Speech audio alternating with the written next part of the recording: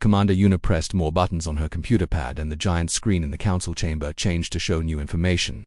The sensor readings made it clear just how hopeless the situation had been for the human fleet. The Korth AG ships were not just bigger and stronger, they were also much more advanced with weapons that could cut through human armor like paper.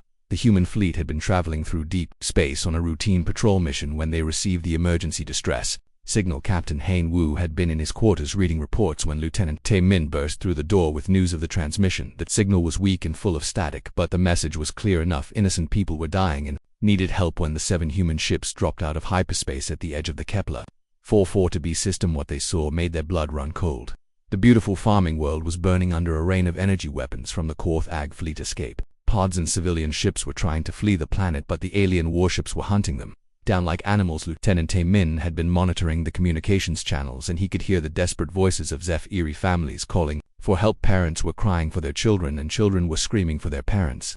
The sounds of terror and pain filled the bridge of every human ship and made the crews clench their fists in anger. Captain Hyun Woo stood on the bridge of the Soul Pride and watched the tactical display showing 18 massive enemy ships systematically destroying everything that moved. The Korth AG vessels were arranged in a perfect formation that gave them overlapping fields of fire so nothing could escape their net of death. Commander Yuna had run calculations on her computer and the numbers were not good. The human ships were armed with kinetic weapons and basic energy cannons that were designed for fighting other human vessels. The Korth AG ships had plasma weapons and particle beams that could vaporize a human ship in seconds. The armor on the alien vessels was so thick that human weapons might not even scratch the surface. The youngest member of the crew, Lieutenant Tae Min, had looked at his captain with fear in his eyes. He reminded Hyun Woo that their orders were to observe and report back to Earth Command. They were explorers and patrol ships, not warships designed for combat against advanced alien technology fighting. The Korth AG fleet would be suicide, but Captain Hyun Woo had watched another civilian transport explode under enemy fire and made his decision. He told his crew that they had not come this far through space just to watch innocent people die. In front of them, the human race might be primitive compared to the galactic powers, but they still knew the difference between right and wrong. The battle began when the Soul Pride and her 6 sister ships accelerated toward the Korth AG formation. At maximum speed, the human vessels were much smaller and faster than the alien dreadnoughts, so they used hit-and-run tactics, weaving between the larger ships and targeting their weapon systems and engines. Commander Yuna had coordinated the attack from her position on the bridge while also managing damage control as enemy fire began to hit their ship. She shouted orders to Lieutenant Tae Min, who was frantically rerouting power from the recreational facilities and crew quarters to boost their forward shields and weapons. The first pass through the enemy formation cost the humans dearly. The destroyer Busan took a direct hit from a plasma cannon that melted through her hull like butter. The ship exploded in a ball of fire that lit up the darkness of space, but her sacrifice allowed the frigate Incheon to disable one of the Korth AG cruiser's engines. Lieutenant Tae Min watched his instruments as power fluctuated throughout their ship. The main reactor was operating at dangerous levels and several systems were failing, but he managed to keep their weapons online. The young officer had trained for years to become a space explorer, but nothing had prepared him for the reality of combat. The Soul Pride made another attack run straight at the Korth AG flagship, a massive dreadnought that was 3 times the size of any human vessel. Captain Hyun Woo ordered all weapons to fire at the same target point on the enemy ship's hull, hoping to penetrate their armor. Through concentrated firepower, the alien ship responded with a barrage of energy weapons that tore through the Soul Pride's starboard section. The explosion vaporized the entire right side of the ship and killed dozens of crew members, but somehow the vessel remained operational. Commander Yuna felt the deck shake under her feet as emergency systems activated. The battle raged for hours as human ships darted in and out of the Korth AG formation like angry wasps attacking a giant. The aliens had superior firepower and armor, but they were not used to fighting opponents who were willing to ram their ships into enemy vessels if necessary. The corvette Gwangju sacrificed herself by ramming into a Korth AG cruiser at full speed. The impact destroyed both ships, but created a gap in the enemy formation that allowed the remaining human vessels to attack the flagship. The crew of the Gwangju became heroes in an instant as their sacrifice saved hundreds of Zephyri refugees. Commander Yuna felt tears running down her face as she watched good people die for strangers they had never met. The human crews were fighting not for glory or conquest, but because they could not stand by and watch genocide happen. The blood on her uniform came from helping wounded crew members who refused to leave their posts. Lieutenant Tae Min managed to keep the Soul Pride fighting even as more systems failed around them. He had learned to route power through damaged circuits and bypass destroyed components. The ship was falling apart, but her weapons were still firing and her engines were still pushing her forward. The turning point came when the frigate Daegu managed to disable the main weapon systems on the Korth AG flagship. The massive alien vessel was suddenly vulnerable and the remaining human ships concentrated all their firepower on its command section, the dreadnought. began to list to one side as explosions rippled across its hull. Captain Hyun Woo ordered his ship to ram the enemy flagship if their weapons could not penetrate its armor. The Soul Pride accelerated toward the massive alien vessel with her nose pointed at what appeared to be the bridge. The crew braced for impact, knowing they would not survive the collision, but at the last moment, the Korth AG flagship exploded as its reactor went critical. The shockwave threw the Soul Pride backward through space like a toy, but the human ship survived the blast. Commander Yuna felt the artificial gravity fail as her ship tumbled through the debris field. The remaining Korth AG vessels suddenly found themselves without their command ship and began to retreat from the system.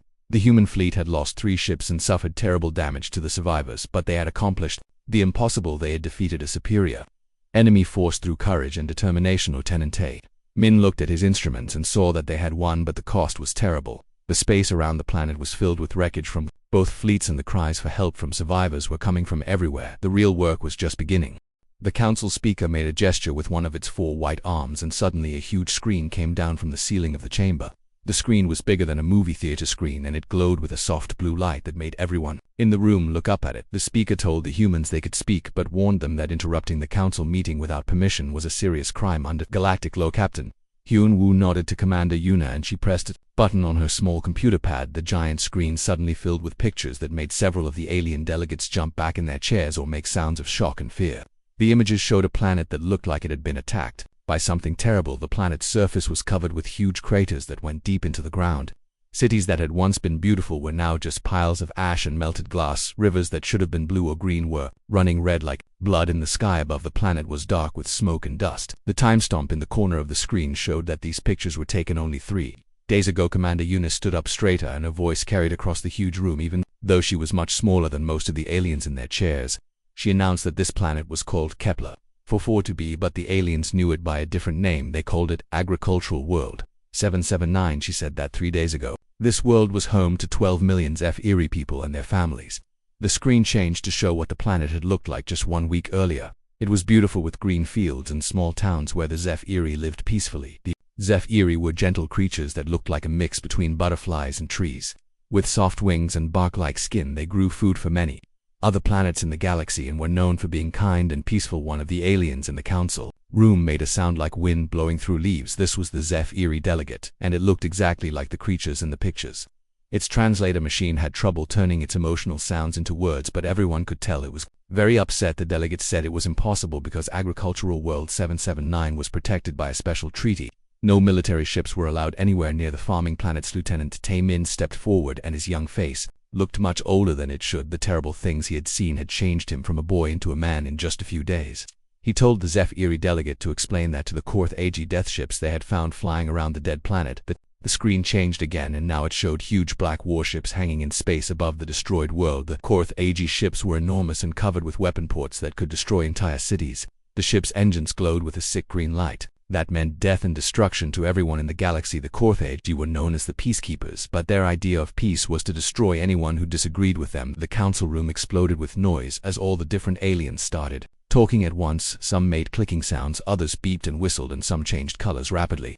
The Korth AG had been members of the Galaxy Council for over 300 years. Everyone knew they were strong and dangerous, but they were supposed to protect people, not kill them. Captain Hyun Woo looked across the room until he found the Korth AG representative. It was a huge creature that looked like it was made of stone and metal. Its eyes glowed red like fire, and it sat perfectly still in its special chair. Even though it was not moving, we could see that it was tense and ready for trouble. The captain explained that his ships had received a distress signal that had been broadcasting for 6 hours. When they arrived at the planet, the orbital bombardment was already finished. The Korth AG ships had been shooting at the planet for hours, destroying everything on the surface. The state screen now showed the human ships arriving at the planet's system. Their sensors immediately detected the massive destruction below the Soul Pride, and the other human ships had been on a routine patrol mission when they heard the emergency broadcast.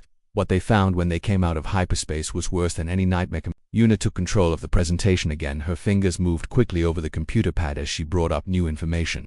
She told the council that the Korth AG fleet had 15 heavy cruiser ships and 3 massive dreadnought battleships. They were not just bombing the planet, they were hunting down and killing any survivors who tried to escape. The screen showed sensor readings that proved how big and powerful the Korth AG fleet was. The numbers were scary to look at. Each of those ships could destroy a human ship with one shot, and there were 18 of them working together.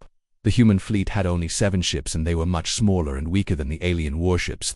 Aliens in the council chamber were getting more upset as they saw the evidence. Some of them had never seen anything like this before. The idea that council members would attack innocent farming people was unthinkable to many species.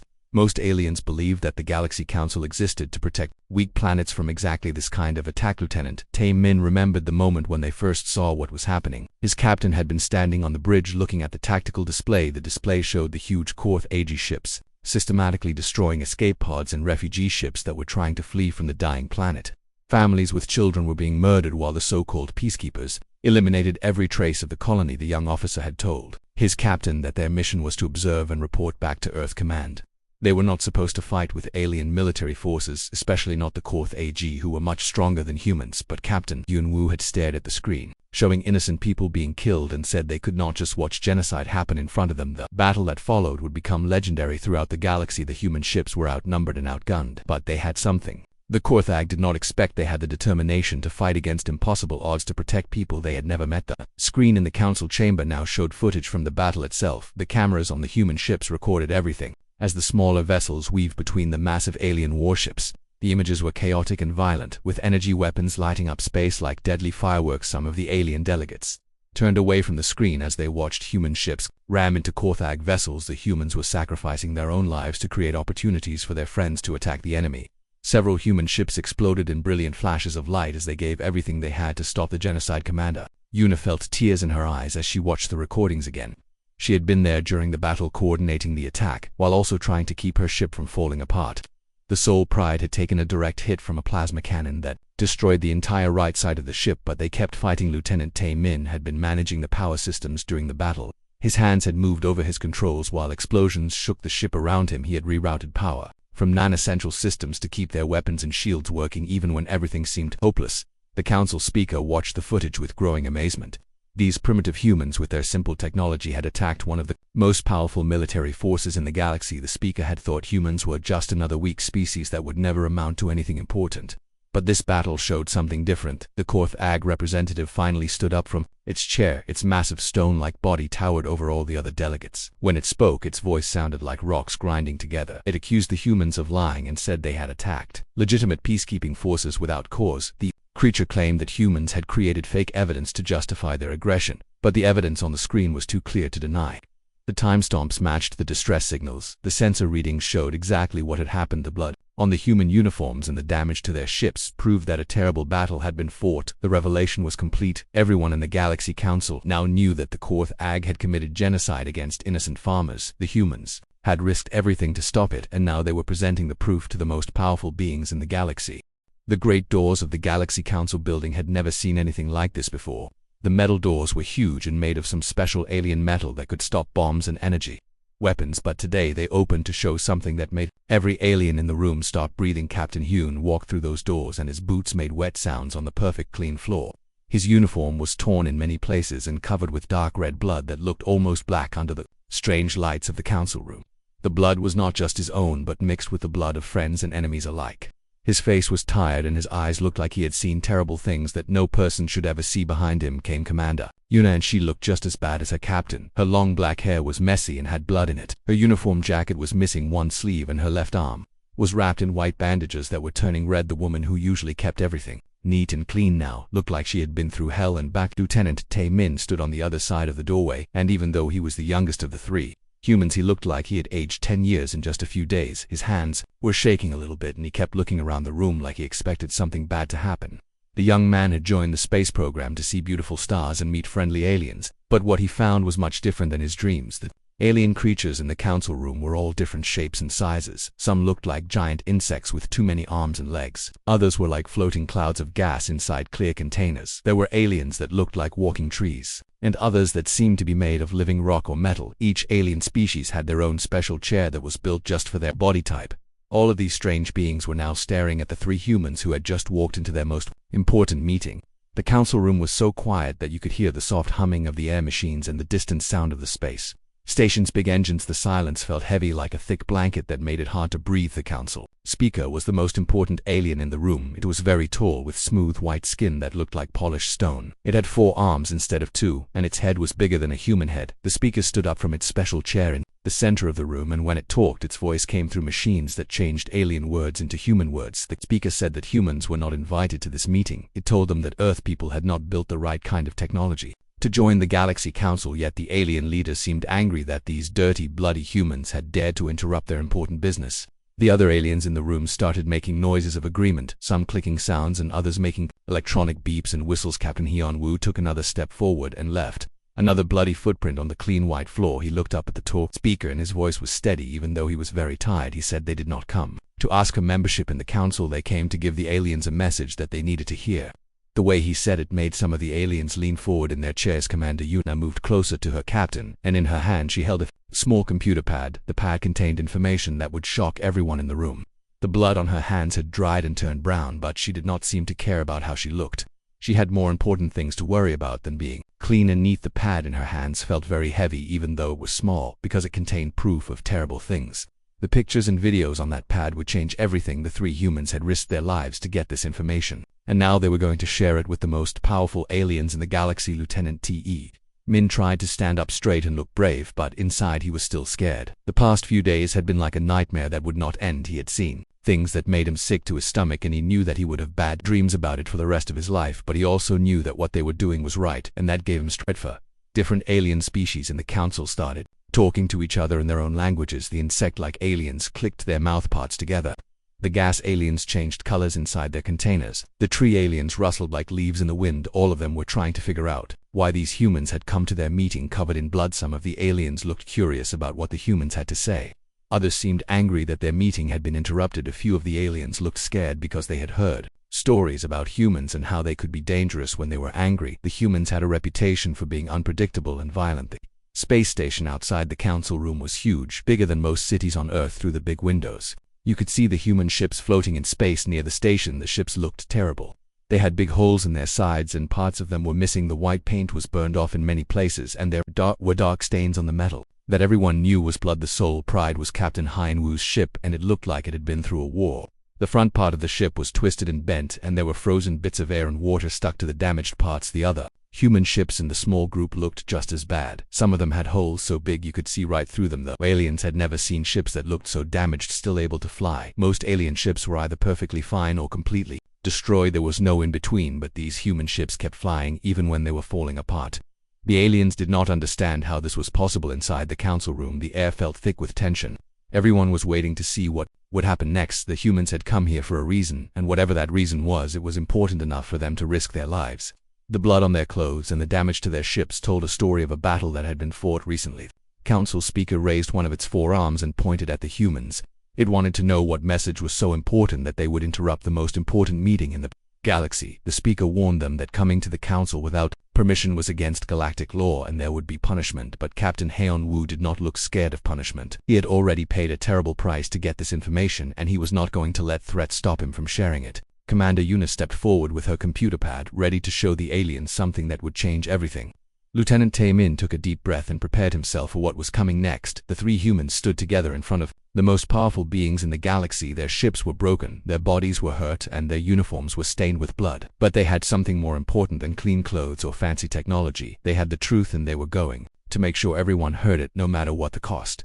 The battle had lasted 14 long hours, and when it was finally over, the space around Kepler 442b looked like a graveyard. Pieces of destroyed ships floated everywhere, creating a deadly maze of twisted metal and frozen atmosphere. The Soul Pride drifted slowly through the debris field with her engines barely working and her hull cracked in dozens of places. Captain Hyun-woo stood on his damaged bridge and looked out at the destruction they had caused and suffered. 3 of the 7 human ships were gone completely. The destroyer Busan, the corvette Gwangju, and the frigate Ulsan had been vaporized by enemy fire, taking their crews with them into the cold darkness of space. Those brave men and women had died far from home fighting for people they had never met. Commander Yuna wiped blood from a cut on her forehead and began coordinating the rescue operations. Her uniform was torn and stained, but she ignored her own injuries to focus on saving the survivors. The sensor readings showed thousands of Zephyr escape pods scattered throughout the system, many of them damaged and running out of life. Support Lieutenant Tae-min worked frantically at his console, trying to restore power to the ships. damaged systems. His hands moved quickly over the controls as he rerouted circuits and bypassed destroyed components. The young officer had learned more about emergency repairs in one day than he had in 4 years of training. The remaining 4 human ships were all badly damaged, but still functional. The Sol Pride had lost her entire starboard section and was leaking atmosphere through multiple hull breaches. The cruiser Dujin had taken a direct hit to her engine room and was operating on backup power. The frigates Suan and Jeju were both missing weapon systems and had limited maneuvering capability. Despite their own desperate situation, the human crews immediately began searching for survivors. Captain Heian Wu ordered every available shuttle and escape pod to be launched to help with the rescue effort. The space around the planet was filled with Zephyri refugees who had escaped the surface bombardment but were now stranded in the void. Commander Yuna personally led one of the rescue teams, flying a damaged shuttle through the debris field to reach a cluster of refugee ships. The Zephyri vessels were beautiful, organic-looking craft that seemed to be grown rather than built, but they were not designed for combat and had suffered terrible damage from the Korth AG weapons. When Yuna opened the airlock of the first refugee ship, she found families huddled together in the darkness. The ship's power had failed and the life support systems were running out. The Zephyri children looked like tiny butterflies with their delicate wings folded against their bodies. Their parents tried to shield them from the horror, but there was nowhere to hide. The commander felt her heart break as she carried injured Zephyri children to safety. Many of them had burns from energy weapons and their beautiful wings were singed and broken. The children made soft musical sounds that their translator devices could not interpret, but Yuna knew they were crying for their lost homes and families. Taemin coordinated the refugee convoy as the human ships tried to establish safe passage through the debris field. Many of the Zephyri he rescued told him about the terror of their final moments on the planet's surface. The Korth AG ground forces had hunted down survivors with ruthless efficiency, killing anyone who tried to hide or escape. The young officer learned that the Zephyri were not just farmers but also artists and musicians who created beautiful works that brought joy to many species throughout the galaxy. Their cities had been filled with singing trees and floating gardens that took centuries to grow. All of that beauty had been destroyed in a single day of systematic violence. The rescue operation continued for another day as the human crews worked without rest to save as many refugees as possible. The medical bays on all 4 ships were filled with injured Zephyri, and the corridors were lined with sleeping refugees who had lost everything the humans shared, their food and water, even though their own supplies were running low. Captain Hein Wu walked through the refugee areas on his ship and saw the faces of the survivors. Many of them looked at him with gratitude, but also with the hollow eyes of people who had witnessed unspeakable horror. Old Zephyri, who had lived for hundreds of years, wept for the loss of their ancient groves. Young ones who would never see their homeworld again clung to their parents. Commander Yuna found herself in the ship's main cargo bay, which had been converted into a temporary refugee camp. Hundreds of Zephyri families were crowded together, sharing blankets and trying to comfort each other. She had helped organize the space and distribute supplies, but nothing could ease the pain of what these people had endured. The final count was heartbreaking. Out of 12 million Zephyri colonists, only 11,000 had survived the genocide. 11,000 refugees packed into 4 damaged human ships that were barely capable of making the journey back to civilized space. The other 11,989,000 people were dead, their bodies buried under the ruins of their cities. Lieutenant Taemin had to make difficult decisions about which refugees to save first. The human ships had limited space and resources, so priority went to the injured and the very young. Many adult Zephyri volunteered to stay behind in damaged ships that might not survive the journey home. They sacrificed their own chances of survival to save their children. The blood on Captain Heian Wu's uniform came from carrying wounded refugees to the medical bay and helping repair damaged refugee ships. Some of the blood was his own from injuries suffered during the battle, but most of it belonged to the people he was trying to save. The stains would never completely wash out. Commander Yuna realized that the rescue mission was almost as dangerous as the battle itself. The damaged human ships were operating beyond their limits and could suffer catastrophic failures at any moment. The refugee ships were held together by hope and emergency repairs that might not last long enough to reach safety. The journey back to Galaxy Council space took 3 weeks, because the damaged ships could not travel at full speed. The human crews worked around the clock to keep their vessels running, while also caring for thousands of traumatized refugees. The ship corridors echoed with the soft musical sounds of Zephyri morning songs. During the long journey home, Lieutenant Taemin learned to communicate with some of the refugee children using gestures and simple drawings. The young Zephyri taught him their names and showed him pictures of their destroyed homes on small crystal devices that had survived the attack. Captain Heian Wu spent hours talking with the elder refugees, learning about their culture and the peaceful life they had built on the farming world. The Zephyri had never hurt anyone and had devoted their lives to growing food and creating beauty. Their only crime was being too weak to defend themselves against the Korth AG war machine. Commander Yuna organized memorial services for the human crew members who had died in the battle and for the millions of Zephyri who had been killed in the genocide. The survivors from both species came together to honor the dead and promised that their sacrifice would not be forgotten. When the damaged human fleet finally reached the Galaxy Council station, they carried with them the proof of the worst genocide in galactic history. The 11,000 Zephyri refugees were living witnesses to the crime, and their testimony would change the balance of power in the galaxy forever. Price of victory had been measured in blood and tears, but the humans had proven that sometimes doing the right thing was worth any cost. The scars on their ships and the stains on their uniforms told the story of ordinary people who had chosen to be heroes when the moment demanded it. The council speaker looked down at the bloody footprints that Captain Hyunwoo had left on the perfect white floor of the chamber. The alien leader had ruled the Galaxy Council for over 200 years and had never seen anything like what the humans had just presented. The evidence was overwhelming and could not be denied or dismissed. Captain Hyunwoo reached into a sealed container that hung from his belt and opened it carefully. Inside were hundreds of small crystal-like objects that glowed with soft ethereal light. He poured them onto the floor, where they scattered across the pristine surface, making tiny musical sounds as they touched the ground. Every alien delegate in the chamber gasped or made sounds of shock when they saw what had spilled from the container. The crystalline objects were Zephyri soul gems, the unique biological structures that contained the memories and consciousness of their species. The gems were only released when a Zephyri died, and their presence was undeniable proof of the genocide. The chamber erupted in chaos as representatives from dozens of species began shouting and making electronic protests. The Korth AG delegate stood up from its massive chair, and its stone-like face showed anger. For the first time, the creature accused the humans of lying and creating false evidence. But its voice lacked conviction. Commander Yuna stepped forward, and her voice cut through the noise like a sword. She told the assembled delegates that each soul gem represented a life that had been lost, and that the humans had collected them from the ruins of Zephyri cities. The gems could not be faked or manufactured, and they contained the final memories of the genocide victims. Lieutenant Tae-min activated a holographic projector that showed recordings from the soul gems themselves. The images that appeared in the air above the chamber floor were more horrifying than anything the aliens had seen before. They showed the final moments of Zephyri families as Korth AG soldiers hunted them through burning cities. The trial that followed lasted for 3 months and changed the Galaxy Council forever. Expert witnesses testified about the soul gems and confirmed that they were genuine. The Zephyri refugees told their stories through tears, and the Korth AG military records were examined by independent investigators. The evidence was so overwhelming that even the Korth AG allies began to distance themselves from the genocidal empire. The massive alien delegates were removed from the Galaxy Council in disgrace, and their empire was stripped of its peacekeeping authority. Economic sanctions were imposed that would cripple their military expansion for generations. But the real change came from the story of what the humans had done. Word of the battle at Kepler 442b spread throughout the galaxy, carried by the Zephyri refugees who had witnessed human sacrifice firsthand. Other species began to take notice of the small primitive civilization from Earth that had been willing to fight impossible odds to protect innocent lives. Captain Hyunwoo found himself promoted to admiral and given command of the newly formed Galactic Protection Fleet. The fleet was a joint military force designed to prevent future genocides and respond quickly to threats against civilian populations.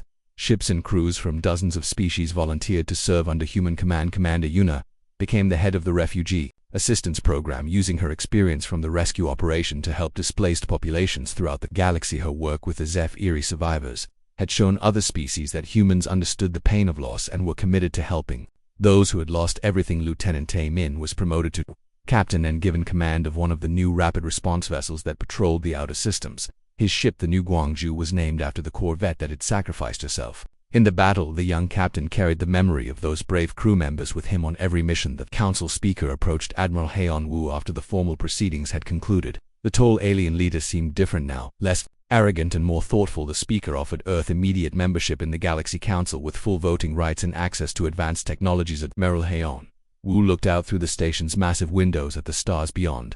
Thinking of the price that had been paid for this moment, he told the speaker that humanity would accept membership, but with conditions. The protection fleet would have the authority to intervene in any situation where civilian populations were threatened, regardless of political boundaries. The alien leader seemed surprised that a species that had barely achieved interstellar travel would demand such authority. But Commander Yuna stepped forward and reminded the speaker that advanced technology was not the only measure of a civilization's worth. Sometimes the willingness to do what was right mattered more than sophisticated weapons. The blood on the human ships had dried and flaked away during the long journey to the council station, but the memory of what they had witnessed would never fade. The scars on their hulls had been repaired, but the emotional scars would remain forever. The humans had proven that courage and determination could overcome superior technology. Captain Tae-min, now Admiral Tae-min, looked at the soul gems that still lay scattered on the chamber floor.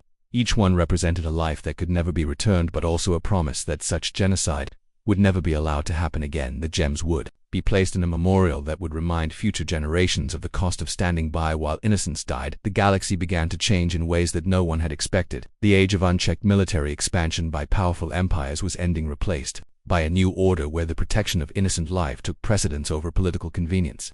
Smaller species that had lived in fear for centuries began to hope for a better future. Humanity had found its place among the stars, not as conquerors or merchants, but as protectors of the weak. The human fleet grew rapidly as volunteers from Earth and other worlds joined the cause. Young people who had once dreamed of exploring the galaxy now trained to defend it from those who would prey upon the innocent. The HFY refugees were eventually resettled on a new world that was declared a protected sanctuary. The planet was beautiful, with rolling hills and clear streams that reminded them of their lost home. Human engineers worked with HFY gardeners to create new cities that honored their artistic traditions. Admiral Heian Wu visited the new HFY homeworld on the anniversary of the genocide. He walked through gardens that had been planted in memory of the dead and listened to songs that told the story of the humans who had risked everything to save strangers. The HFY children who had been rescued from the debris field were now young adults who served as ambassadors between their species and humanity. Yuna established training programs that taught other species about refugee assistance and trauma counseling. Her work became a model for humanitarian efforts throughout the galaxy. The program trained thousands of volunteers who carried the human message of compassion to every corner of known space. The memorial to the victims of the Kepler 442b genocide became a pilgrimage site for beings from across the galaxy. The soul gems were displayed in a chamber that played the final memories of the dead as a reminder of what had been lost. The memorial included the names of the human crew members who had died in the battle. The stars looked different, now filled with possibilities for a future where genocide would no longer be tolerated. The strong would stand with the weak against those who would prey upon them. Humanity had written its name among the stars in blood and sacrifice, but pointing toward a brighter tomorrow for all species in the galaxy. The Galaxy Council had been transformed from a debating society of the powerful into a true protector of the innocent. The human example had shown that sometimes the right thing to do was also the hardest thing to do. The blood-stained ships that had arrived at the council station had carried more than just refugees. They had carried hope for a better universe.